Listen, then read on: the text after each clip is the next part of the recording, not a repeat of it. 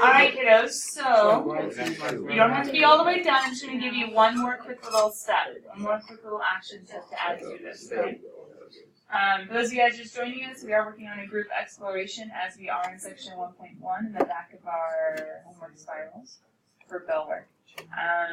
But their goal is to go ahead and on the graph that I've provided them, mark out each of these 5 different points, compare them with the point P.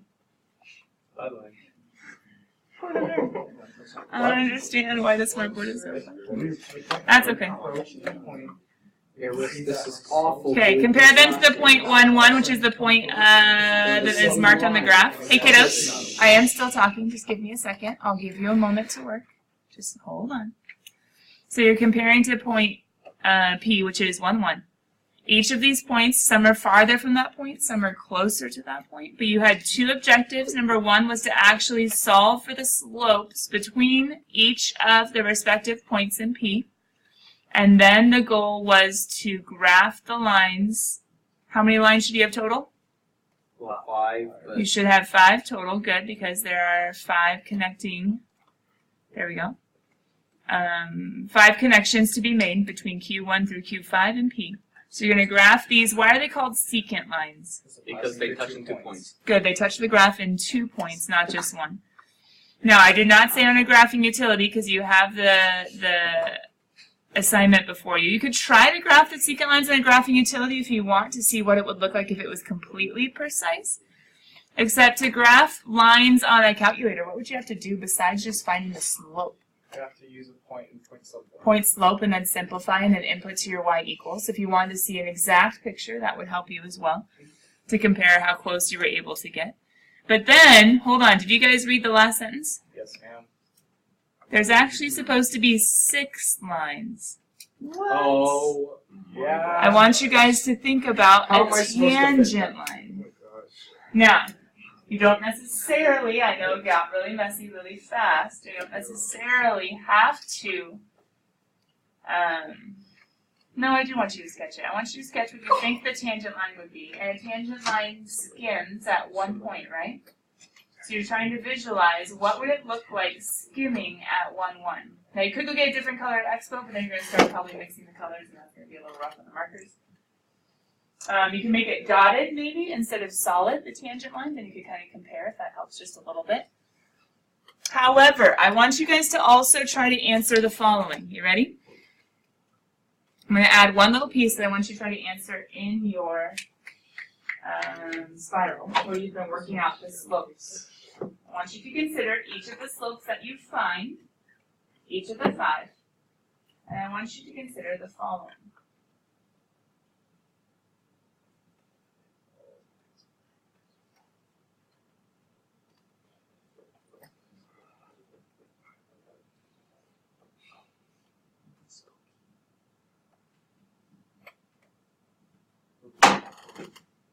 Consider the following and see, just talk about it as a group for a little bit.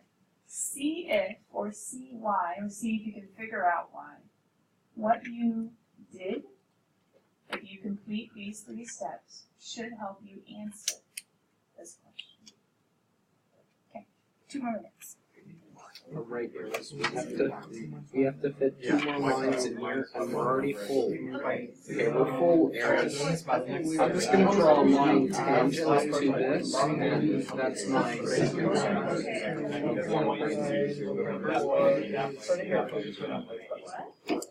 So, Okay, what do I have graphing right now? A really disgusting set of The lines and the parabola, true? Yeah. Because if you look at my equations, poor calculator is thinking way too hard. I can't show these things right now. I have my parabola. It's the solid one. Did you guys have the first one at 0.4? Did you have it cutting through the graph? yeah. Right. And then the other ones, they kind of cut through the graph, but it is so close to 1, 1 that it is really hard to see or distinguish between them. Now, question, is this distinguishing? It's hard to see it, right? So it was We'll hard have to to do zoom on in yours more. also. Yeah. It was hard to do on yours also. What if I was to go ahead and change my mode really quickly? So we could look at them one at a time. Do you guys know what I change in my mode so that I can see one at a time and not everything graphing at once? Sequential. Good. Sequential, not simultaneous. Simultaneous we like doing for things like polar, but that's actually not going to show up in CalcAB, so we won't see it very often. So we have our parabola. Our first one was 0.4. It's going, it's going, it's going. It's going to cut through. And the 0.11, you guys see it's right here, right? Yeah. Okay. Right there.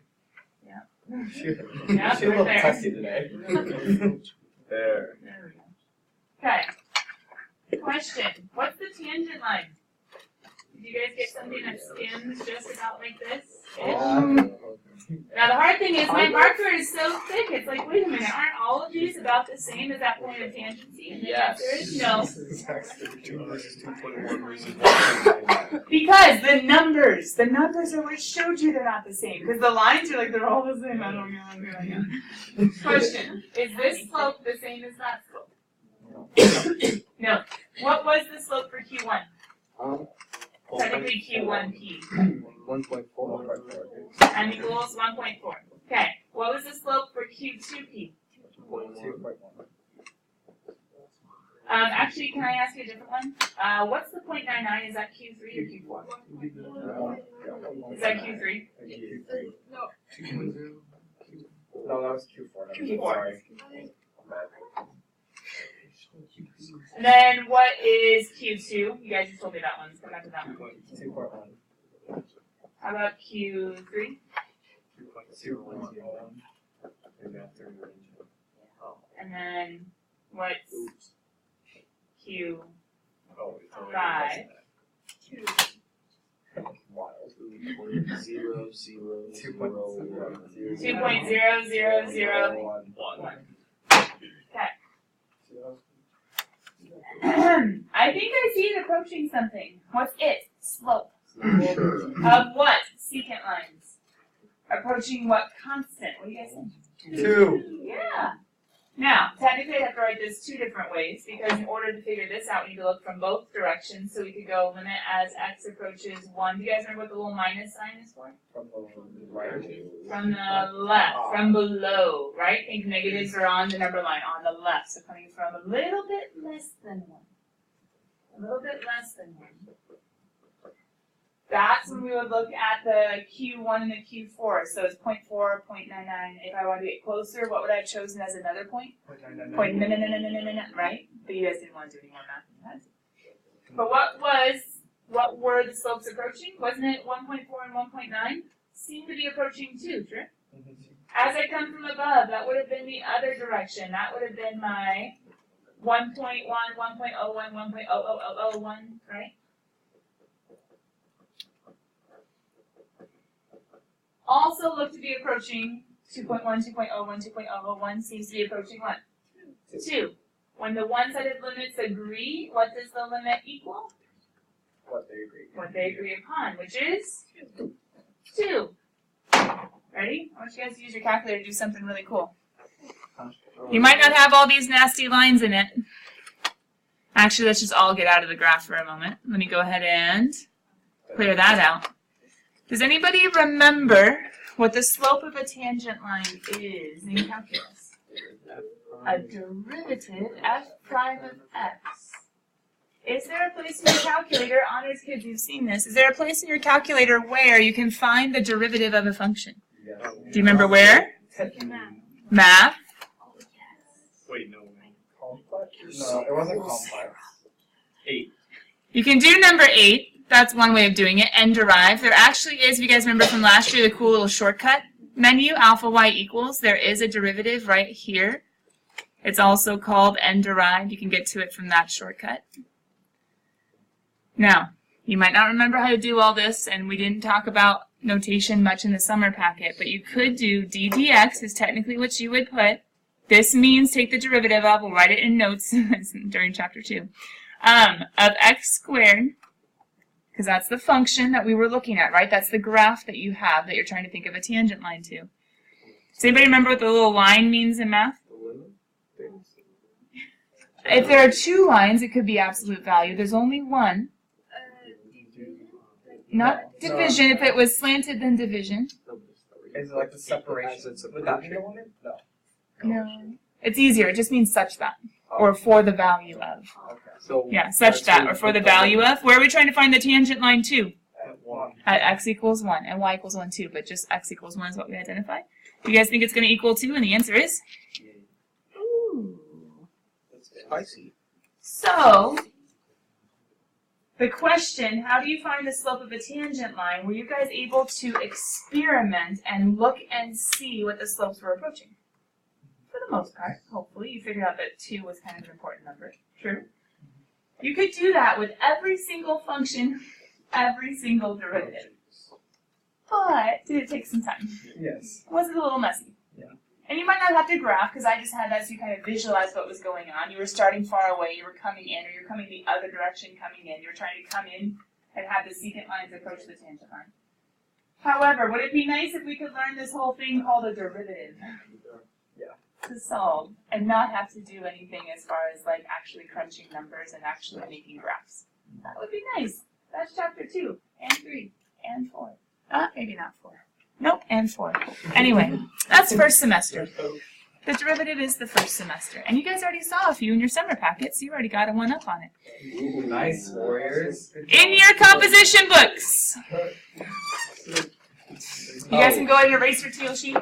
But hold on to it, because remember there were 2 group explorations today. Right, Eris. It's your responsibility to hang on to that, Eris. Don't Well drafted. Were you in security class?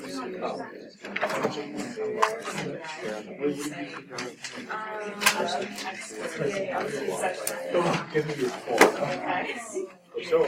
Right, Eris, whatever you do. What? Your notes say. So function, comma, variable, comma. It's 92. Eris! You do everything in math. All right. We talked about yesterday, I think you guys put in preview to calculus, right? We talked about how it's static. Math is very static apart from calculus, and once you start applying calculus, now we can deal with things that are changing or things that are outside the box, right? Literally. In the sense of not the basic geometric figures, but the more exciting ones, we can basically deal with more realistic shapes and figures and problems, where there is movement, where there is change, where there are not constants per se.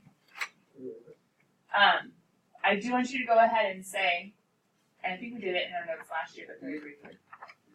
The first problem that calculus strives to address, or the foundation of calculus strives to address, is the tangent line problem. Just do a quick sketch. It's kind of like what we did, right? That kind of looks like a parabola. That one was shifted up, but whatever. Same idea. Still a parabola. I just want you to show a tangent line that is skimming at one point, and I want you to verbalize what is the problem that we're trying to solve. Why couldn't I just have told you, oh, hey, cool, x squared, I want the slope of the tangent line, go, give me the number. 10. You only have 1 point. So what is the dilemma? What is the problem? How to find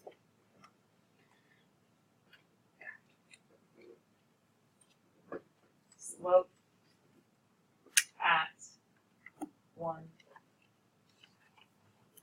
point, aka the slope of the tangent line. Our problem is how to find the tangent line. You can't find a line unless you can find the slope. So it's all kind of related. How to find a tangent line, aka what's the problem? We have a point. How to find the slope at that 1 point, or only given 1 point. At 1 point, and specifically we could say to a curve. If it was a linear function, no big deal. We could probably figure it out. Because the slopes are constant. But to a curve, if you guys remember from last year, there are many different slopes to a curve. How to find a slope at 1 point to a curve. That's tangent line problem. That is big problem number 1 that calculus strives to address. This page is what you guys were doing as far as the exploration. I'm going to go ahead and go get my nasty graph and be like, yay, go team. Yay. But you don't have to write this in your notes. I instead want you to write this. With pre-cal, you don't have to write all the notation. We'll get to there when we need it. No stress about the notation. But I do want you guys to go ahead and at least address. With pre-cal, we can find the slope of the secant line. With pre-cal, we can find the slope of the secant line because we're going to use 2 points, right? And if you want, you go ahead and just do a quick reminder for yourself that n, when you have the slope of the secant line, it's just the slope between 2 points. So we're literally just going to do, like you saw me doing earlier, f of x2 minus f of x1, all over x2 minus x1. And when we put that into an equation, we only have 1 point, the point of tangency, which is why you saw when I wrote the limit down. I left this one general, f of x and x, and I plugged this in, the point of tangency. But when you're actually experimenting with secant lines, well, you're going to have 2 points. You figure out when x is this, what's y? When x is this, what's y? You make the x's get closer to the point of tangency. With pre-cal, we can find the slope of the secant line. And we can find the slope of a closer secant line, and a closer secant line, and a closer secant line. We can do the experimentation, and we can actually, using kind of what we know about limits, that limits are looking for not the answer at, but what value our problem seems to be approaching. We're able to make that jump. But the math itself is just pre-cal. The jump is technically where the calculus comes in, and that's what the second one says. With pre-cal, sure, we can find the slope between 2 points, but it takes, in a sense, calculus reasoning, the idea of infinitesimals, the idea of a limit, to say, hey, we're not just finding the slope of one secant line, we want to find the slope of multiple secant lines as they approach the tangent line, aka you're going to need to use limits. And you could summarize, in order to answer this question,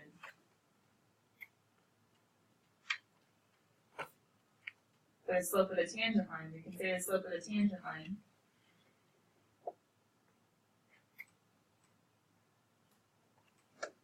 is the limit of the slopes of the secant lines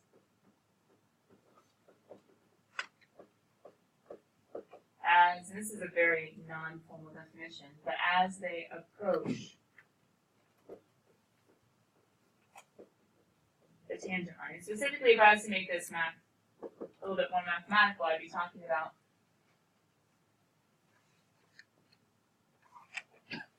slope of the secant line between the point of tangency P and the removed Q as the x values of Q approach the x value at P.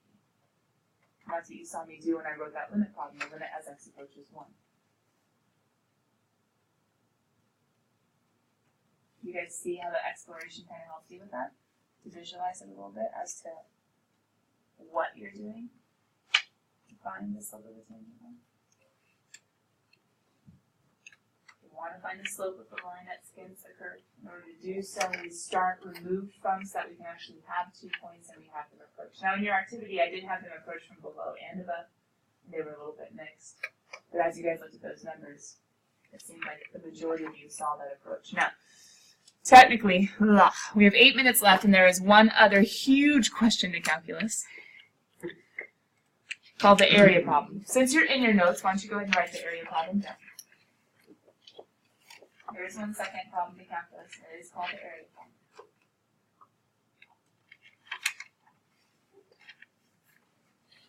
And I'm going to show you the directions for tomorrow. I'm not sure if we'll totally be able to get there. But I do want you to at least strategize what you're going to do when it is time to do this problem or do this activity tomorrow. You should be able to finish class a little bit early tomorrow, and you should be able to then, as a group, pick up in homework. You should be able to, as a group, pick up in homework and work together on finishing homework number 1. So tomorrow you do need to have homework number 1 written in your spirals. We will talk about your spirals before we finish class today. And you should have about half of it done, and I'll show you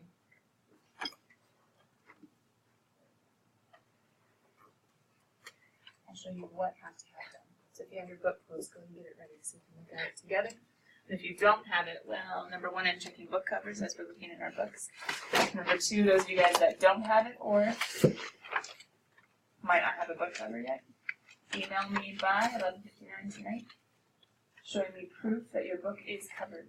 Your calculus book is covered. Don't just send me an open book cover. Just actually open it. Show me it's a calculus book with a cover on it. So those of you that left it at home, this is your way of proving to me that there is a cover that's protecting it. Make sense? Okay, go and get your books out. Turn to section 1.1. There is a chapter P that we skipped. I got a little confused and thought we skipped chapter 1 for a little bit. But we didn't. We skipped chapter P. We're going to come back to the area problem in just a second. That's what we're going to pick up tomorrow. So sad.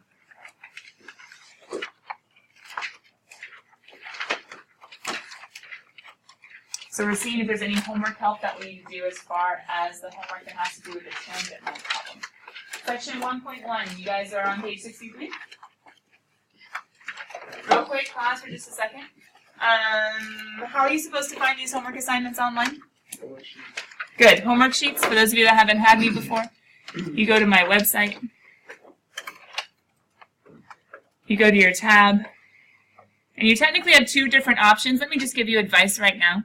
It used to be that I had all these things that would actually go to my website every afternoon. I would store all these things on my website in lots of different places. The notes would go one place, homework sheets would go to another place, etc., etc., etc.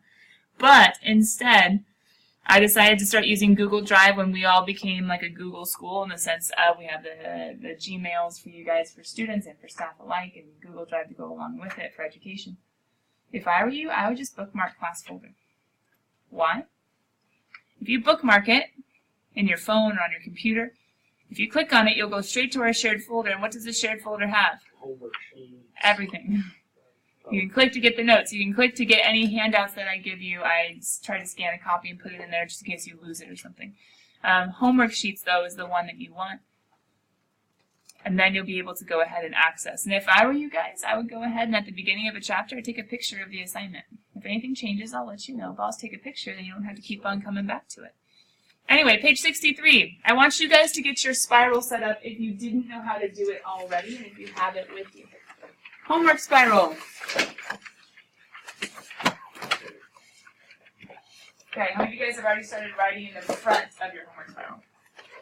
Perfect. We're starting something a little new this year. It's not going to get too crazy, just a little bit. Okay, ready? I want you to write table of contents. No, don't worry. Don't worry. It's not going to be as stressful. Oh. No, not every homework. Just every chapter. I just want to know the page the chapter starts on. Why? Because that's how you grade For the TAs and me to figure out where on earth the homeworks are that we're supposed to grade. So, table of contents, you only need one side because you're not doing every section. You're just going to do chapter 1 page, chapter 2 page, chapter 3 page. Just tell me where the chapter homework starts. Does that make sense?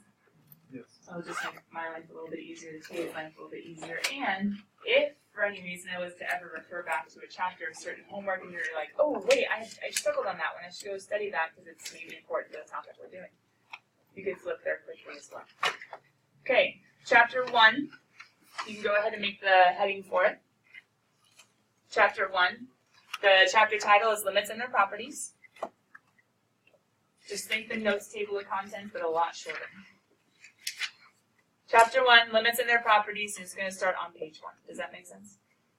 So then, you don't need to skip multiple pages.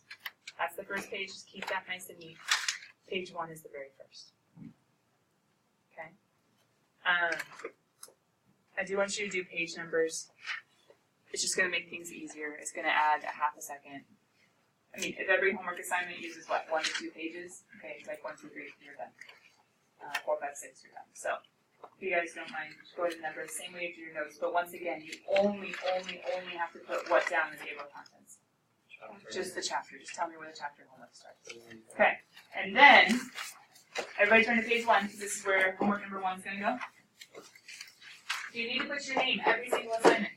No! Hey, it's time, period. No, date. Maybe. You want to. Instead of doing all that. Yeah, exactly. You can do numbers, which are a lot shorter than headings every time, right? But I do want to see the homework heading. Meaning, I do want to see on the, hold on, which one am I used to seeing this? probably on the left-hand side. That's how most of you guys put your headings, right? I just want to see homework number 1. I want the homework numbers even more than I want the section numbers. Homework number 1, it is 1.1, but homework number 1, and then I want page 63 and the numbers written down. When you write them down, I get to double check that you did the correct assignments. If you're missing a problem, I can look and be like, oh, they just didn't see it, as opposed to, Oops, I skipped it. yeah, oops. However, should it be a regular thing that, oops, I wrote down the assignment wrong again and missed the really hard problem when I was writing it? No. So it gives you a second to make sure that you have the numbers down, and also you don't have to keep on looking at your phone or looking at the document, looking at the picture, whatever. You have it written down, you keep on referring to it. So you have the homework number, you have the page, and you have the problem numbers. Guys, if I don't say anything otherwise, the numbers 1 through 10 means all, right? Okay. Now, let's come on back really quickly to our books. Area, we're just going to leave for tomorrow. When you guys get in, right away, groups, pick up the teal sheets, the rags, and the markers, and then I'm going to have you reading and trying to do this just like we did today. Sound good? Yeah. Okay. Let's go ahead and look at our books. Books that are out, let me see real quick. Check, check, check, check, check, check. Check. At home, you're going to send me an email. Check, check, check. I just didn't want to put it on yet, because I didn't know who wanted to Oh, you're going to keep it, we're just going to put the number on. So Yeah. We're going to keep it since your name's in it. Check. Oh, I saw yours because you did it in my room. You're going to email me because it's at home. You're going to have it done by tonight. And then done. And then send you. Okay. In the book. In the book. Hold on, pause. In the book, it does start with a few different ideas that we talked about at the preview of calculus. And then it goes into secant lines. So, the first page of homework, any problems on this page? Try. This page, wait until tomorrow. Sound good? Oh, one more thing. When you write down homework problems, my kids from last year, do I just want the answer? No. I want a quick summary of what you're supposed to do. So the problem, what it shows, like the information and the instructions. Do you have to write the whole paragraph or just give me the core information? Just the core information. Don't worry, we'll check tomorrow and make sure that everyone's good on what to do. I forgot about that. Yes, if it asks for rate, it's the same thing as slope. Bye, guys. Don't worry, we're just setting things up for the year. Do what you can the first page of homework tonight.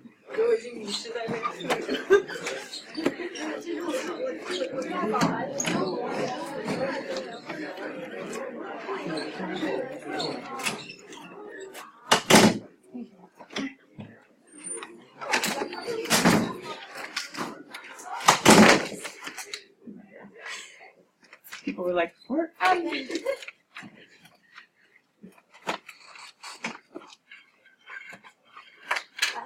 Bye, Caitlin.